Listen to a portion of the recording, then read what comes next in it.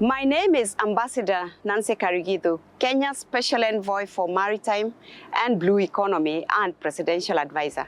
For over 37 years, I've been a diplomat and consensus builder in matters of governance, legislative, and policy management of the maritime industry. I'm also a passionate champion for diversity and inclusivity, motivated by the low numbers of women working in this sector. This is what inspired me in 2007 to champion the formation of the Association for Women in the Maritime Sector in Eastern and Southern Africa, also known as WOMESA. WOMESA brings together maritime women from 26 countries in our region in one voice to take actions to increase the numbers of women working in the maritime sector. WOMESA undertakes programs in regenerative ocean actions like mangrove planting, beach cleaning, and capacity building on the reduction of greenhouse gas emissions from maritime and shipping. We also mentor young girls and women to encourage them to take up careers, leadership, and decision-making roles in the maritime industry. Why WOMESA? Women encounter numerous barriers when considering careers in the maritime industry, including but not limited to a deeply ingrained male-dominated culture, pervasive stereotypes, discrimination and disparities, as well as limitations to career opportunities, capacity building, and training.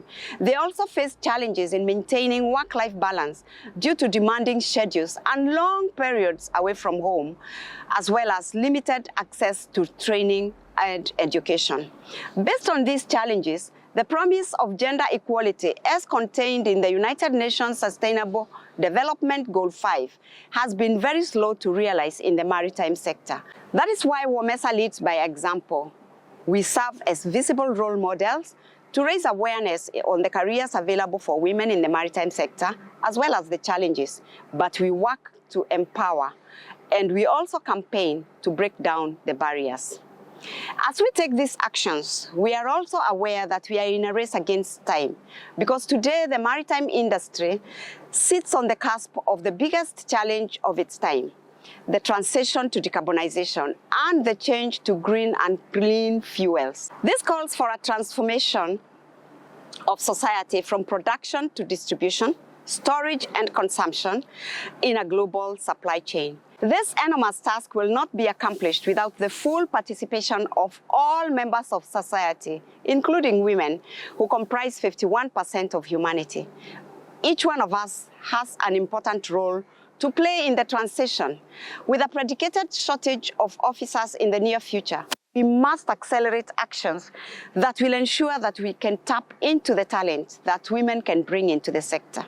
We need to catch them at a young age, mentor them, coach them into building the attributes that can help them choose, join, and build lasting careers in the sector.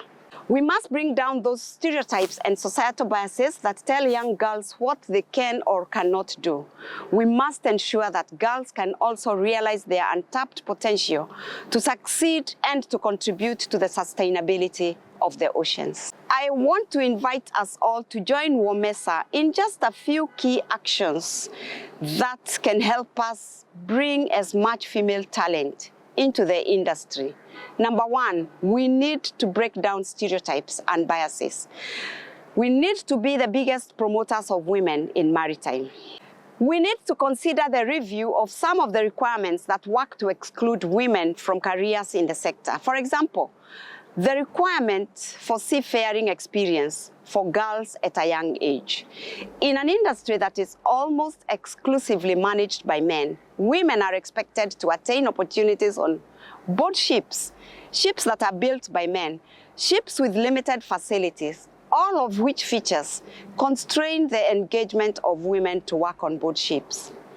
We must ensure that basic things like women-specific health requirements are catered for on board the ships, that we can get personal protective equipment on board that fits different sizes, different shapes of people. Language in the sector is heavily male-dominated.